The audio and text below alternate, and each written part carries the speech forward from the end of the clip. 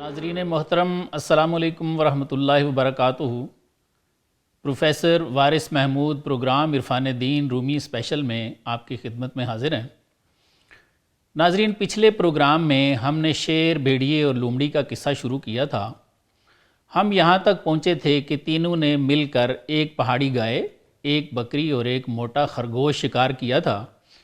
जिसके बाद भेड़िए और लोमड़ी के दिल में ये ख्याल आया था कि पता नहीं शेर अब इसकी सही तकसीम भी करता है या नहीं। बकौल मौलाना, भेड़िए और लोमड़ी के लालच का अक्स शेर के दिल पर पड़ा था और वो उनके ख्याल से आगाह हो गया था और उसने ठान ली थी कि इनको सज़ा देगा। आज हम यहाँ से शुरू करेंगे कि शेर ने भेड़िए से कहा कि अब इन शिकारों को तकसीम करो।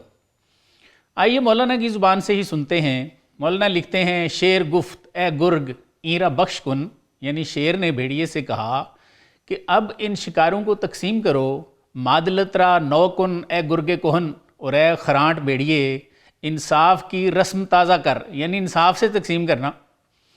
नायब मन बाश दर किस्मत गरी, शेर ने मज़ीद कहा कि इस तकसीम में मेरा नायब बन जा। तापदीद आयद कि तूचे गोहरी, ताकि पता चले कि तेरी असल नस्ल कैसी है। मौलाना लिखते हैं, गुफ्त ऐशा गावे वहशी बख्श तुस्त, यानी भेड़िए ने कहा, हुजूर ये जंगली गाय आपका हिस्सा है। आ बुज़ुर्ग व तो बुज़ुर्ग ज़फ़्त व चुस्त, इसलिए कि हुजूर ये गाय भी बड़ी है, आप भी बड़े हैं और आपका जुस्सा भी बड़ा है और आप शाज़ोर भी हैं। बुज़ मरा कि बुज़ मयाना अस्तो वस्त, भेड़िए ने कहा कि हुजूर बकरी मेरी है क्योंकि मैं दरमियाना हूँ और ये शिकार भी दरमियाना है। रू बहा खरगोश बिस्तां बेगलत, फिर उसने कहा, ए लोमड़ी तू खरगोश ले ले और यही तकसीम बनती है। शेर गुफ्त ए गुर्ग चूँ गुफ्ती बगो, शेर ने गज़बनाक होकर कहा, ए भेड़िए क्या कहा, ज़रा दोबारा कहना। चूँकि मन बाशम तू गोई माओ, तो शेर ने कहा मेरी मौजूदगी में तू मैं बकता है। शेर ने मज़ीद कहा, गुर्ग खुद चिसक बवद कि वो खेश दीद, क्या कहा शेर ने कि भेड़िया कौन कुत्ता होता है जो खुद भी नहीं करे, यानी अपना ख्याल दिल में लाए। पेशे चुमन शेरे बे मिसलो नदीद, क्या कहा उसने कि मेरे जैसे शेर के सामने जिसकी कोई दुनिया में मिसाल ही नहीं मिलती। शेर ने मज़ीद क्या कहा, गुफ्त पेशा ए खरे कि ऊ खुद खरीद, शेर ने कहा, या खोते तूने खुद बीनी की है, अपना ख्याल दिल में लाए हो, ज़रा मेरे सामने तो आ।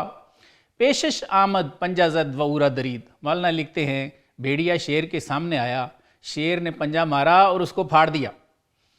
मौलाना मज़ीद लिखते हैं, चून अदीदश मग़ज़ व तदबीरश रशीद, क्या फरमाते हैं कि जब शेर ने भेड़िए में काबिलियत का मग़ज़ और दुरुस्त तदबीर ना पाई, दर सियासत पोस्तश अज सरकशीद, तो फरमाते हैं एहतसाब में उसने भेड़िए की खाल खींच ली।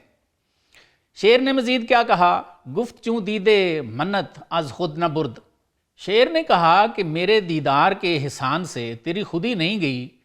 ई चुनी जान रा बबायत जार मुर्द, तो ऐसी जान को फिर जलील होकर मरना चाहिए।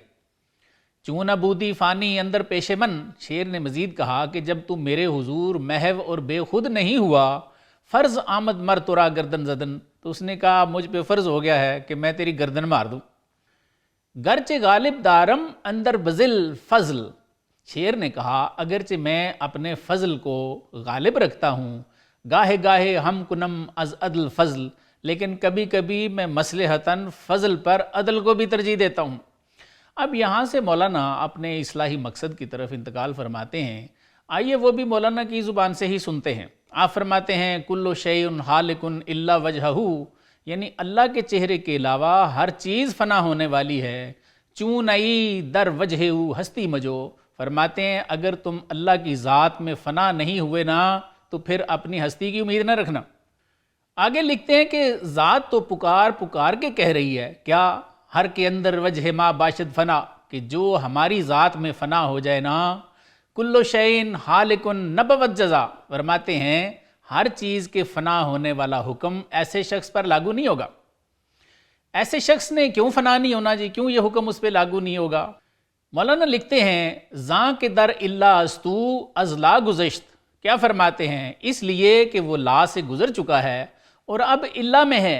हर के दर इल्ला अस्तू फ़ानी न गश्त, फरमाते हैं जो शख्स इल्ला में है यानी उसमें अल्लाह का नूर आ गया है, उसने फिर फ़ना नहीं होना।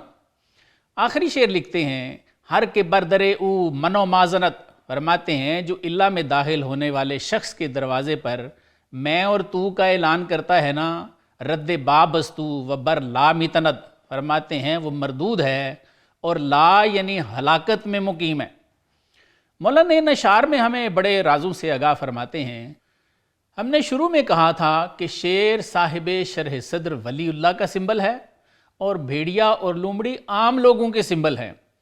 بھیڑیے نے جب شکاروں کی تقسیم میں اپنا حصہ بھی مقرر کیا تو مولانا ہمیں اس میں یہ سبق دینا چاہتے ہیں کہ ولی اللہ زمین پر اللہ کا نائب ہے، اس کے سینے میں اللہ کا نور ہے، تو ہم عوام الناس کو اس کے سامنے ادب سے محو اور بے خود ہو جانا چاہیے۔ ایسے پاکوں کے حضور خود بینی اور ہوشیاری بے ادبی کے زمرے میں آتی ہے۔ شاہ ولی اللہ رحمۃ اللہ علیہ اپنے ملفوظات شریف میں فرماتے ہیں کہ سالک کو ولی کی بارگاہ میں ایسے ہونا چاہیے جیسے مردہ غسال کے سامنے ہوتا ہے۔ عزت بخاری صاحب کا بڑا ہی مشہور کلام ہے، ادب گاہی است زیر آسماں عرش نازک تر، فرماتے ہیں بھئی یہ اولیاء کی درگاہیں جو ہیں یہ ہماری ادب گاہیں ہیں، اور ان کے ادب کا معاملہ تو عرش سے بھی نازک تر معلوم ہوتا ہے، کیونکہ بے ادبی پر اللہ تعالیٰ جنگ کو جو چیلنج کر دیتے ہیں۔ دوسرا مصرع ہے، نفس گم کردہ می آیت جنید و باجزی دینجا، فرماتے ہیں کہ ایسے پاکوں کے حضور حضرت جنید بغدادی اور حضرت باجزید بسطامی قدس اللہ سرہ بھی سانسیں بند کر کے بیٹھتے رہیں۔ دوسرا ایک خاص سبق جو مولانا ہمیں دیتے ہیں وہ صوفیہ کی بڑی ہی مشہور تعلیم ہے، اور وہ تعلیم کیا ہے؟ مولانا سورہ قصص کی آیت 88 کا حوالہ دیتے ہیں، کل شیء ہالک الا وجہہ، کہ ذات کے علاوہ ہر چیز فنا ہونے والی ہے، لیکن ساتھ ہی ارشاد فرماتے ہیں کہ جو اللہ کے نور میں فنا ہو جائے گا، فرماتے ہیں اس کو فنا نہیں، اس نے نہیں فنا ہونا۔ بابا بلے شاہ صاحب رحمۃ اللہ علیہ کا بھی بڑا مشہور کلام ہے کہ بلے آساں ہو نہیں مرنا تو گور پیا کوئی اور۔ مولانا اس کی وجہ یہ بتاتے ہیں کہ جو اللہ کی ذات میں فنا ہو گیا ہے اس کو فنا کیوں نہیں ہے؟ فرماتے ہیں اس لیے کہ وہ لا سے گزر گیا ہے اور اب وہ اللہ میں ہے۔ یہ بھی صوفیہ کی بڑی ہی مشہور و معروف تعلیم ہے جسے نفی اثبات کہتے ہیں۔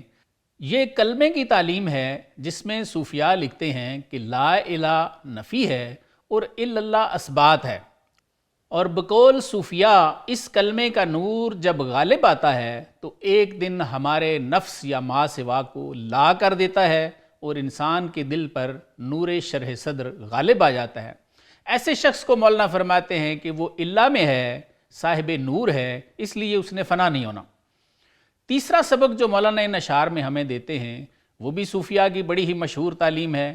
وہ کیا ہے کہ جو شخص ایسے صاحب نعمت کی باطنی نعمت کا انکار کرتا ہے، اس کے نور باطن کا انکار کرتا ہے، صوفیہ فرماتے ہیں کہ وہ مردود ہے۔ مولانا نے بھی یہی فرمایا کہ وہ مردود ہے اور ہلاکت میں مقیم ہے۔ صوفیہ اپنے اس موقف پر سورہ بقرہ کی آیت 34 سے استدلال کرتے ہیں، اور وہ آیت ہے وَإِذْ قُلْنَا لِلْمَلَائِكَةِ اسْجُدُوا لِآدَمَ فَسَجَدُوا إِلَّا إِبْلِيسَ أَبَىٰ وَاسْتَكْبَرَ وَكَانَ مِنَ الْكَافِرِينَ، یعنی جب ہم نے فرشتوں کو حکم دیا کہ آدم کو سجدہ کرو تو سب نے سجدہ کیا سوائے ابلیس کے، وہ منکر ہوا، اس نے غرور کیا اور کافروں میں سے ہو گیا۔ مولانا سمیت تمام اولیاء کا یہی موقف ہے کہ انعمت علیہم میں سے پہلے گروہ کے پہلے ہی بندے کی نعمت کا ادب نہ کرنے والا ابلیس، چونکہ قرآن کی اس آیت کے مطابق کانا من الکافرین ہے، کافر ہے، اس لیے مردود ہے۔ اس لیے سورہ النساء کی آیت 69 میں موجود اگلے تینوں انعام یافتہ لوگوں کا یعنی صدیقین، شہداء اور صالحین کا بے ادب بھی مردود ہی ہے، کیونکہ فعل اس کا بھی ابلیس والا ہی ہے۔ اس کے بعد مولانا لکھتے ہیں کہ شیر نے لومڑی کو حکم دیا کہ شکار وہ تقسیم کرے۔ آئیے مولانا کی زبان سے ہی سنتے ہیں۔ مولانا لکھتے ہیں گرگرا برکند آن سرفراز، یعنی فرماتے ہیں کہ اس باعزت شیر نے بھیڑیے کا سر توڑ ڈالا، تا نماند دو سری و امتیاز، تاکہ دوری سرداری اور امتیاز باقی نہ رہے۔ آگے لکھتے ہیں بعد ازاں رو شیر با روباہ کرد، یعنی کیا فرماتے ہیں کہ اس کے بعد شیر نے اپنا منہ لومڑی کی طرف کیا، گفت ایرا بخش کن بہر خرد، اور کہا کہ شکاروں کو تقسیم کرو بھئی تاکہ کچھ کھائیں۔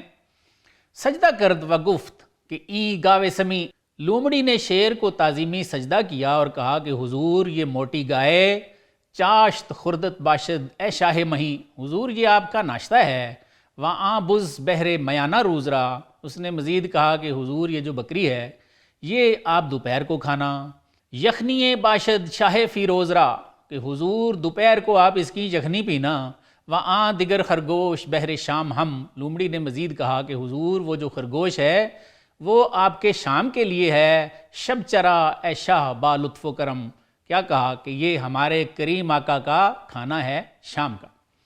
مولانا لکھتے ہیں گفت اے روبا تو عدل افروختی، یعنی شیر نے کہا کہ اے لومڑی تو نے عدل کا بول بالا کر دیا ہے، این چنی قسمت از کے اموختی، اس نے کہا ایک بات تو بتاؤ یہ تقسیم تم نے کس سے سیکھی ہے؟ از کجا آموختی ہے بزرگ، آقا کیا بتاؤں میں کہ میں نے یہ تقسیم کہاں سے سیکھی ہے؟ گفت اے شاہ جہاں از حال گرگ، لومڑی نے کہا حضور بھیڑیے کے حال سے سیکھی ہے۔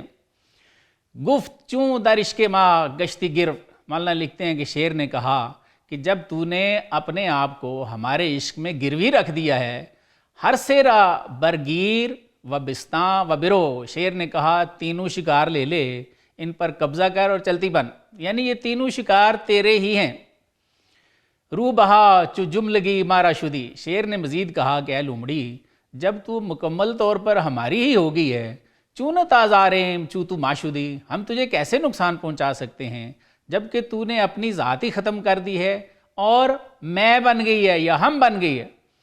شیر نے مزید کہا ما ترا و جملہ اشکاراں ترا، جب تم نے اپنی ذات کو میری ذات کے لیے ختم ہی کر دیا ہے تو اب میں بھی تیرا اور میرے شکار بھی تیرے۔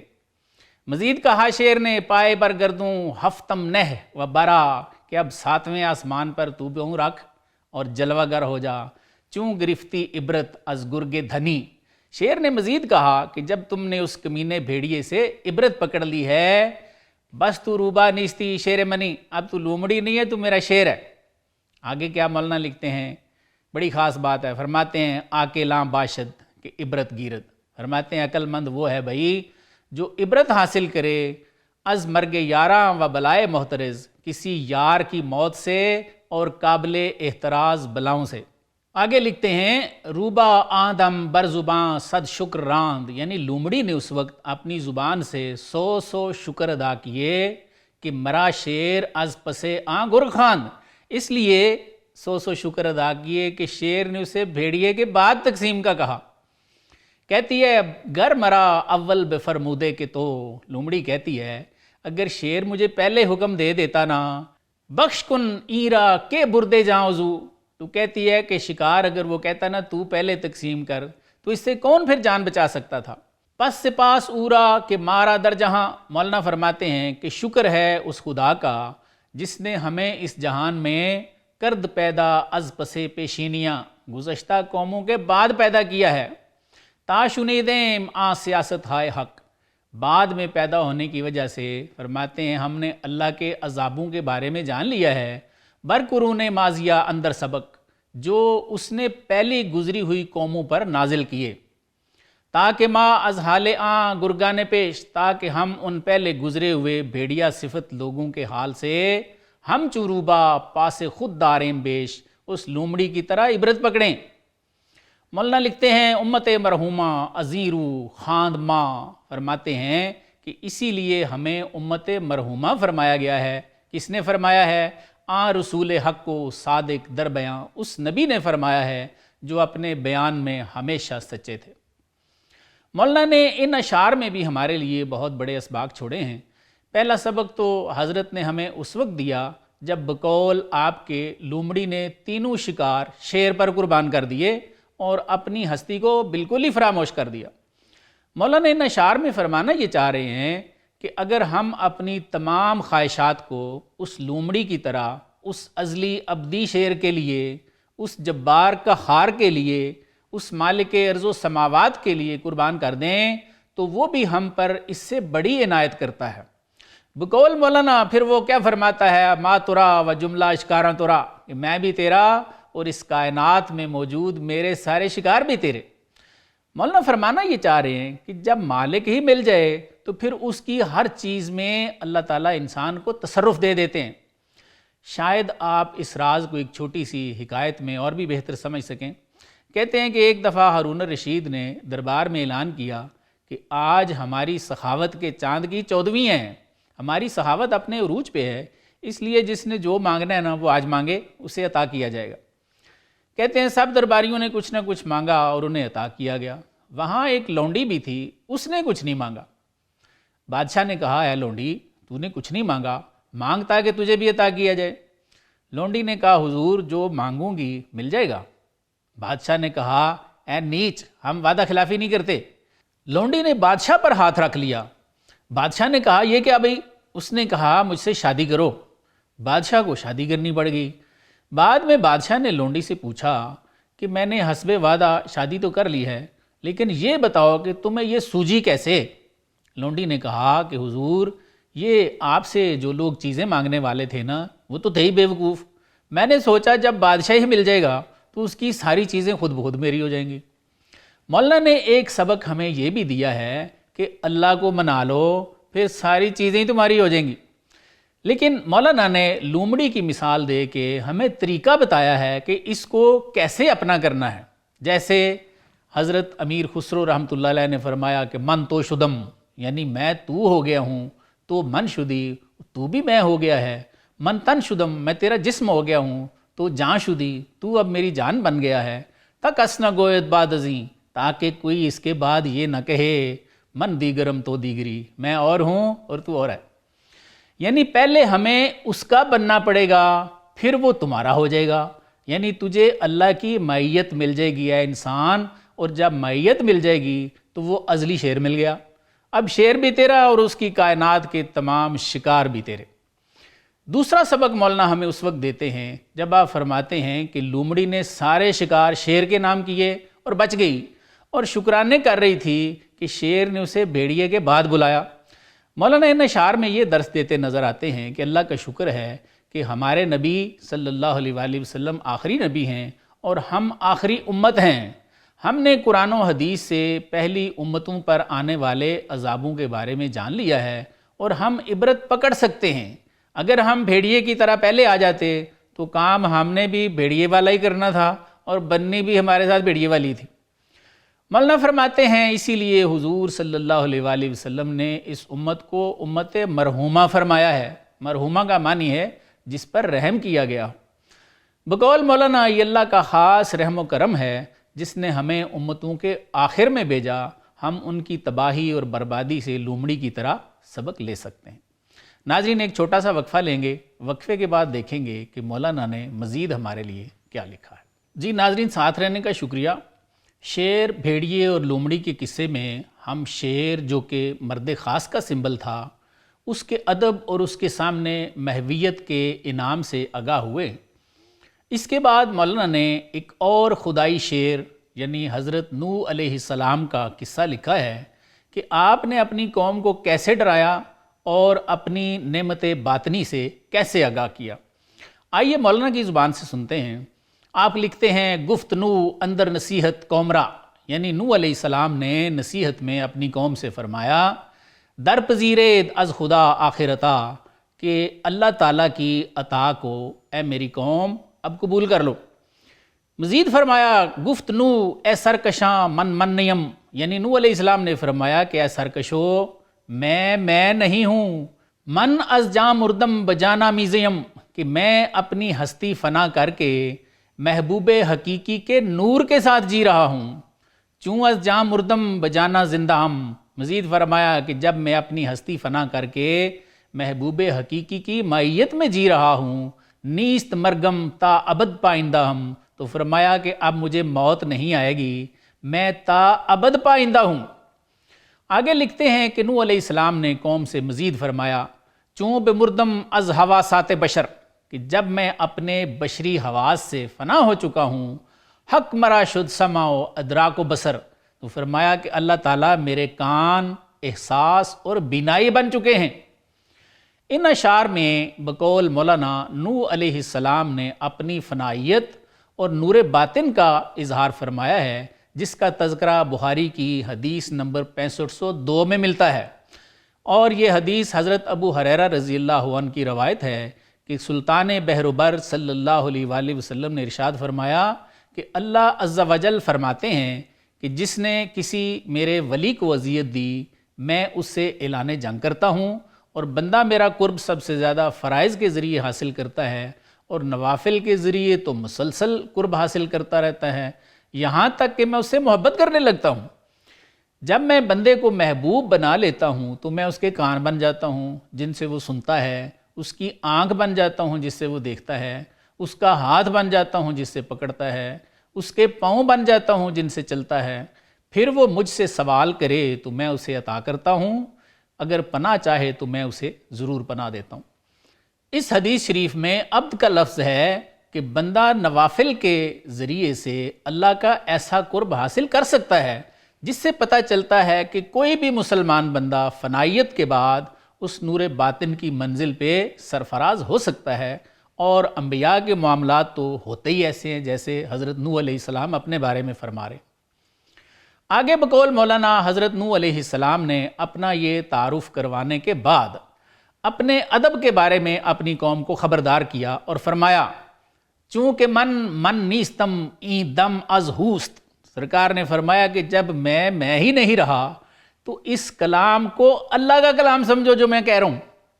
پیش این دم ہر کے دم زد کافروست، اور فرمایا کہ میرے کلام کے آگے جو دم مارے گا نا وہ کافر ہے۔ مزید فرمایا، ہست اندر نقش این روباہ شیر۔ کیا فرمایا کہ اس لومڑی کے اندر شیر پنہا ہے، اپنے بارے میں فرما رہے ہیں۔ سوئے این روبا نشاید شد دلیر، آپ نے فرمایا اس لومڑی کے مقابلے میں دلیری نہ کرنا۔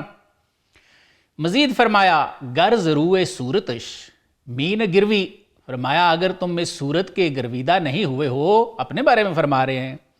غرش شیراں ازوے مین شنوی، تو فرمایا کہ کیا شیروں جیسی گرج بھی مجھ سے نہیں سن رہے ہو؟ آگے مولانا اپنے درسی مقصد کی طرف انتقال فرماتے ہیں، وہ بھی مولانا کی زبان سے ہی سنتے ہیں۔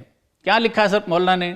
گر نبودے نوح را از حق یدے، فرماتے ہیں اگر نوح علیہ السلام کو اللہ تعالیٰ کی طرف سے کوئی مدد حاصل نہ ہوتی، پس جہانے را چساں برہم زدے، تو فرماتے ہیں طوفان نوح کے ذریعے آپ دنیا کو کیسے درم برم کرتے؟ صد ہزاراں شیر بودند اندر تنے، مولانا فرماتے ہیں کہ نوح علیہ السلام کے جسم میں ہزاروں باطنی شیر تھے، ہر دو عالم را ہمی دید ارزنے، فرماتے ہیں کہ دونوں عالموں کو چینے کا ایک دانہ سمجھتے۔ چینا ایک اناج ہے جس کا دانہ بہت چھوٹا ہوتا ہے۔ آگے فرماتے ہیں، او بروں رفتہ بد از ماؤ منے، فرماتے ہیں نوح علیہ السلام اپنی خودی سے نکل چکے تھے، فنا ہو چکے تھے۔ اونچوں آتش بود و عالم خرمنے، فرماتے ہیں نوح علیہ السلام اب آگ کی مثل تھے اور منکرین عالم کی مثال کھلیان کی تھی۔ چونکہ خرمن پاسے عشرے او نہ داشت، مولانا فرماتے ہیں چونکہ اس خرمن سے انہوں نے عشر نہیں نکالا، اوچنا شولہ براں خرمن گماشت، اس لیے فرماتے ہیں نوح علیہ السلام نے اس خرمن پر شولہ مقرر کر دیا۔ یہ اختیار کی بات ہو رہی ہے۔ ہر کیو در پیشیں شیر نہاں، آگے لکھتے ہیں کہ جو بھی اس چھپے ہوئے شیر کے سامنے بے ادب چوں گرگ بے کشاد دہاں، بے ادب بھیڑیے کی طرح منہ کھولتا ہے نا، ہم چوں گرگ آن شیر بردراندش، تو فرماتے ہیں کہ شیر بھیڑیے کی طرح اس کو پھاڑ ڈالتا ہے۔ فن تکمنا منہم برخاندش، اور اس کے حال پر فن تکمنا منہم پڑھ دیتا ہے۔ زخم باید ہم چوں گرگ از دست شیر، فرماتے ہیں ایسا بے ادب بھیڑیے کی طرح شیر سے زخم کھاتا ہے۔ پیش شیر ابلا بود کہ او شد دلیر، فرماتے ہیں جو شیر کے سامنے دلیری دکھاتا ہے نا وہ بے وقوف ہوتا ہے۔ فرماتے ہیں کاش وہ زخم ان کے جسم پر ہی لگتا، تا دل و ایمان سالم ماندے، تاکہ ان کا دل اور ایمان تو سلامت رہتے۔ آگے فرماتے ہیں چو فقیر آید اندر راہ راست، فرماتے ہیں جب فقیر اپنی خواہش نفسانی سے تہی دست ہو کے راہ راست پر آ جاتا ہے نا، شیر و سید شیر خود آنے شماست، تو فرماتے ہیں کہ شیر اور شیر کا شکار تمہاری ہی آن بن جاتا ہے۔ مولانا نے ان اشعار میں ہمارے لیے بڑے سبق چھوڑے ہیں، آئیے ان کے احاطے کی کوشش کرتے ہیں۔ نوح علیہ السلام کی اپنی قوم کو نصیحت سے پہلا سبق تو ہمیں یہ ملتا ہے کہ جو شخص اللہ کے نور میں فنا ہو جاتا ہے اس کے بشری حواس معطل ہو جاتے ہیں، اور ان کی جگہ پہ بخاری کی حدیث نمبر 6502 کے مطابق اللہ تعالیٰ کا نور اس انسان کا سمع، بصر اور ادراک بن جاتا ہے۔ دوسرا سبق نوح علیہ السلام کی گفتگو سے ہمیں اس وقت ملتا ہے جب آپ فرماتے ہیں کہ جب میں ہی نہیں رہا تو یہ دم ہو کا ہے۔ اس سے مراد یہ ہے کہ حضرت نے فرمایا کہ جب میری خودی ہی ختم ہو گئی ہے تو اس کلام کو اللہ کا کلام سمجھو، بالکل حق بات ہے، اور اس کی گواہی سرکار دو عالم صلی اللہ علیہ وآلہ وسلم کے بارے میں قرآن نے خود دی ہے۔ کیسے گواہی دی ہے؟ یہ کہہ کر گواہی دی ہے وما ينطق عن الهوى ان هو الا وحی یوحیٰ، یعنی حضور صلی اللہ علیہ وآلہ وسلم کوئی بات اپنی خواہش نفس سے تو کرتے ہی نہیں ہیں، یہ وہی ہوتی ہے جو ان کی طرف کی جاتی۔ تیسرا سبق ہمیں اس وقت ملتا ہے جب نوح علیہ السلام فرماتے ہیں پیش این دم ہر کے دم زد او کافرست، یعنی کیا فرماتے ہیں کہ مجھ جیسے فانی فی اللہ اور باقی باللہ کے سامنے جو شخص دم مارتا ہے نا، تنقید کرتا ہے، بے ادبی کرتا ہے، فرماتے ہیں وہ کافر ہے۔ یہ بات بھی سورہ بقرہ کی آیت 34 کا مضمون ہے۔ قرآن کیا کہتا ہے؟ وَإِذْ قُلْنَا لِلْمَلَائِكَةِ اسْجُدُوا لِآدَمَ فَسَجَدُوا إِلَّا إِبْلِيسَ أَبَىٰ وَاسْتَكْبَرَ وَكَانَ مِنَ الْكَافِرِينَ، یعنی جب ہم نے فرشتوں کو حکم دیا کہ آدم کو سجدہ کرو تو سب نے سجدہ کیا سوائے ابلیس کے، وہ منکر ہوا، اس نے غرور کیا اور کافر ہو گیا۔ چوتھا سبق نوح علیہ السلام کی اس نصیحت سے ہمیں یہ ملتا ہے کہ ایسے اللہ والے بظاہر لومڑی کی طرح کمزور اور نحیف نظر آتے ہیں، لیکن ان کے اندر ایک شیر چھپا ہوا ہوتا ہے۔ مولانا شیر اللہ والوں کے نور باطن کو ہی فرما رہے ہیں جو کہ اللہ کا نور ہے، اور اس ذات سے بڑا شیر کون ہے؟ پانچواں سبق ان اشعار سے ہمیں یہ ملتا ہے کہ جب مولانا فرماتے ہیں کہ نوح علیہ السلام کے جسم میں ہزاروں باطنی شیر تھے، اس لیے کہ وہ دونوں عالموں کو ایک چینا سمجھتے تھے یا چینے کا دانہ سمجھتے تھے۔ پھر اس کی وجہ بھی بتاتے ہیں کہ دونوں جہانوں کو ایک چینے کے دانے کے برابر کیوں سمجھتے تھے؟ فرماتے ہیں اس لیے کہ وہ اپنی خودی سے باہر نکل کر فنائیت اور انشراح کی منزل حاصل کر چکے تھے۔ اس لیے بقول مولانا جہاں میں جہاں چاہتے اللہ کے نور سے تصرف فرما سکتے تھے۔ یہاں عوام الناس اور خواص کے درمیان اختلاف ہے۔ عوام الناس انسان کے کسی قسم کے اختیار یا اس کی قوت کا انکار کرتے ہیں، جبکہ خواص اور قدیم اہل سنت کا موقف یہ ہے کہ کرتے تو سب کچھ اللہ ہی ہیں، لیکن انبیاء اولیاء اللہ کے نور سے تصرف فرماتے ہیں، اور اللہ اپنے مقبول بندوں سے جو چاہتے ہیں کام کراتے ہیں۔ اور کیا فرماتے ہیں کہ وہ در پردہ فعل اللہ کا اپنا ہی ہوتا ہے، بندے کا نہیں ہوتا۔ جیسے فرماتے ہیں کہ موسیٰ علیہ السلام کا عصا مار کے پانی میں راستہ پیدا کرنا، حضور صلی اللہ علیہ وآلہ وسلم کا چاند کے 2 ٹکڑے کرنا، نکلی ہوئی آنکھیں دوبارہ لگا دینا، کنویں میٹھے کر دینا، عیسیٰ علیہ السلام کا مردے زندہ کرنا، عیسیٰ علیہ السلام کا کوڑیوں کو ہاتھ پھیر کر صحت مند کر دینا، وغیرہ وغیرہ۔ مولانا بھی آج سے کوئی 750 سال پہلے یہی عقیدہ رکھتے تھے کہ انبیاء اولیاء اللہ کے نور سے تصرف فرماتے ہیں، اور وہ فعل یا کام ذات کا اپنا ہوتا ہے۔ آپ بڑے ہی واضح انداز میں فرماتے ہیں کہ معجزہ اور کرامت کا ظہور کیسے ہوتا ہے۔ آپ فرماتے ہیں قم باذنی و قم باذن اللہ، ہر دو نغمہ بود از لب یار، یعنی فرماتے ہیں کہ قم باذنی اور قم باذن اللہ دونوں کلام اللہ تعالیٰ کے اپنے ہی ہوتے، یعنی فرماتے ہیں کہ جب عیسیٰ علیہ السلام فرماتے قم باذن اللہ تو آپ اللہ کے حکم پر عمل کرتے ہوئے ایسا فرماتے، آگے فعل اللہ تعالیٰ خود انجام دیتے، اور جب آپ فرماتے قم باذنی یعنی میرے حکم سے کھڑا ہو جا، تو مولانا فرمانا یہ چاہ رہے ہیں کہ یہ کلام ڈائریکٹ اللہ تعالیٰ کا اپنا ہوتا۔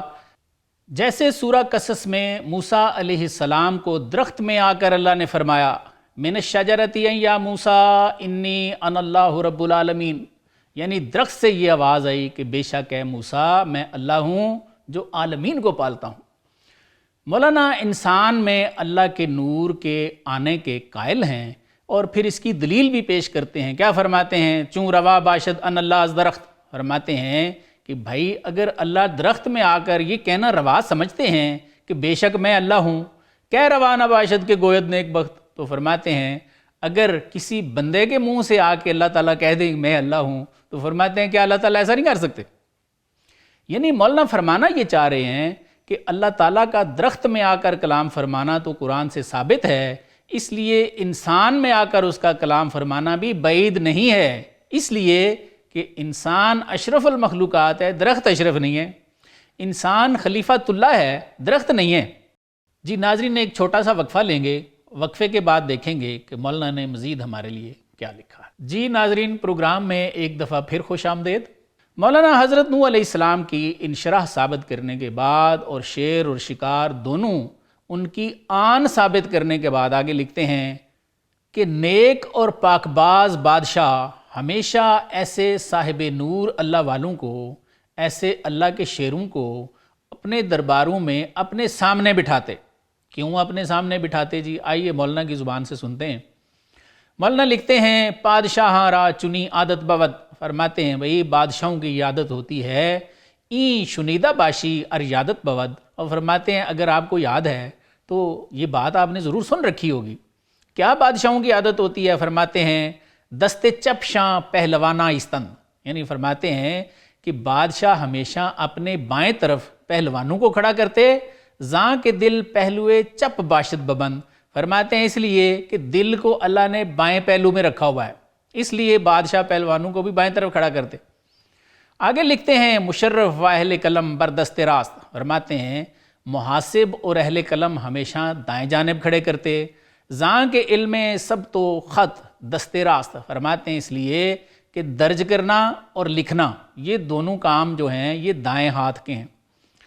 آگے لکھتے ہیں صوفیاں را پیش رو موزہ دہند، فرماتے ہیں کہ صوفیوں کو وہ ہمیشہ اپنے سامنے بٹھاتے کہ آئینہ جاں اند و عزب اند، مولانا فرماتے ہیں اس لیے کہ وہ روحوں کے آئینے ہیں اور ظاہری آئینوں سے بڑھ کر ہیں۔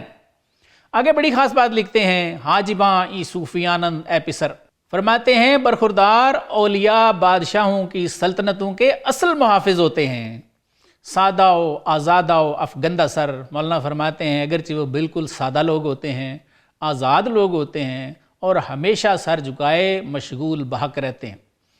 آگے لکھتے ہیں سینہا سیکل زدہ از ذکر و فکر، فرماتے ہیں کہ ان اولیاء کے سینے ذکر و فکر سے مانجے ہوئے ہوتے ہیں، تا پذیرد آئینہ دل نقش بکر، فرماتے ہیں تب جا کے ان کے دل جو ہیں، ان کے دلوں کے جو آئینے ہیں وہ ہر تازہ نقش کو قبول کرنے والے بنتے ہیں۔ آگے لکھتے ہیں ہر کے او از واصل فطرت خوب زاد، فرماتے ہیں جو شخص اصل فطرت سے خوبصورت پیدا ہوا ہونا آئینہ در پیشی باید نہاد، مولانا فرماتے ہیں کہ آئینہ اس کے روبرو رکھنا چاہیے۔ آگے فرماتے ہیں عاشق آئینہ باشد روئے خوب، فرماتے ہیں کہ جو خوبصورت شخص ہے وہی آئینے کا عاشق ہو سکتا ہے، سیکل جاں آمد از تقوی القلوب، اور فرماتے ہیں کہ روحوں کا سیکل ہونا دلوں کے تقوی سے ہے۔ آخری شعر لکھتے ہیں ہر کے دارد روئے خوب با نظام، یعنی جو شخص خوبصورت اور موزوں چہرہ رکھتا ہے طالب آئینہ باشد والسلام، مولانا فرماتے ہیں وہی شخص آئینے کا طالب ہوتا ہے، آپ پر بہت سلامتی ہو۔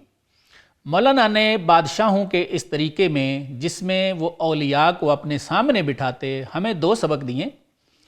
پہلا سبق تو مولانا یہ دیتے ہیں کہ جو نیک بادشاہ اولیاء کو اپنے سامنے بٹھاتے وہ یہ سمجھتے کہ ان کی سلطنت کے اصل محافظ وہ صوفیاء تھے۔ حاجب بادشاہوں کے دربانوں میں سے ایک اعلیٰ افسر ہوتا جس کی اجازت کے بغیر کوئی بادشاہ سے نہیں مل سکتا تھا۔ مولانا فرمانا یہ چاہ رہے ہیں کہ وہ نیک دل بادشاہ یہ ایمان رکھتے کہ جیسے کہ کوئی حاجب کسی دشمن کو ہمارے پاس نہیں بھٹکنے دیتا، بالکل اسی طرح یہ اولیاء بارگاہ احدیت کے دربان ہیں، اگر یہ ہمارے ساتھ موجود رہیں گے تو ان خدائی دربانوں کی وجہ سے ہمارے اوپر کوئی بھی آفت نہیں آئے گی، اس لیے ان کو اپنے سامنے جگہ دیتے تاکہ ان محسنین کی نظریں جن کے بارے میں اللہ تعالیٰ فرماتے ہیں ان رحمت اللہ قریب من المحسنین، یعنی نیک لوگوں کے میری رحمت جو ہے وہ بہت قریب ہے، ان کی رحمت والی نظریں ڈائریکٹ ان بادشاہوں پر پڑتی رہیں اور وہ امن سے رہیں۔ دوسرا سبق جو مولانا ہمیں دیتے ہیں وہ اس وقت دیتے ہیں جب آپ فرماتے ہیں کہ اولیاء کے سینے ذکر و فکر سے مانجے ہوئے ہوتے ہیں، تب جا کے ان کے دلوں کے آئینے نئے نقش قبول کرنے والے بنتے ہیں۔ اس سے مراد یہ ہے کہ اللہ والے اپنے ذکر و فکر سے یا اپنی عبادت سے اپنا اس قدر تزکیہ نفس کر لیتے ہیں کہ ان کے دل آئینے کی طرح صاف ہو جاتے ہیں، جن میں ان کو ان کے مراقبات میں جو کچھ اللہ دکھانا چاہتے ہیں وہ دکھاتے ہیں۔ تیسری خاص بات جو حضرت نے ان اشعار میں فرمائی ہے وہ یہ ہے کہ جو شخص اپنی اصل فطرت سے خوبصورت پیدا ہوا ہو، فرماتے ہیں آئینے کا عاشق بھی وہی ہوتا ہے۔ اس کلام کی تشریح میں نذیر عرشی صاحب لکھتے ہیں کہ پچھلے اشعار میں مولانا نے یہ بات فرمائی تھی کہ اولیاء کے سینے ذکر و فکر سے مثل آئینہ بن جاتے ہیں، اور اب فرما رہے ہیں کہ جو اپنی فطرت سے خوبصورت پیدا ہوا ہو وہی آئینے کا عاشق ہوتا ہے۔ بقول نذیر عرشی صاحب اس سے مراد یہ ہے کہ اللہ والوں کی صحبت اور نسبت سے وہی لوگ مستفید ہو سکتے ہیں جو صالح استعداد اور پاک فطرت پیدا ہوتے ہیں۔ حافظ شیراز رحمۃ اللہ علیہ نے بھی یہی فرمایا، گوہر پاک بباید کے شود قابل فیض، یعنی فرما رہے ہیں کہ اللہ والوں سے فیض پانے کے لیے کسی کا پاک گوہر اور پاک طینت ہونا ضروری ہے، ورنہ ہر سنگو گلے لولو مرجا نہ شود، فرماتے ہیں وگرنہ ہر پتھر اور ہر مٹی کا ڈھیلا لولو مرجان کہاں بنتا ہے۔ ناظرین، پروگرام کا وقت ختم ہوا چاہتا ہے، اپنے میزبان کو اجازت دیجیے، اللہ حافظ۔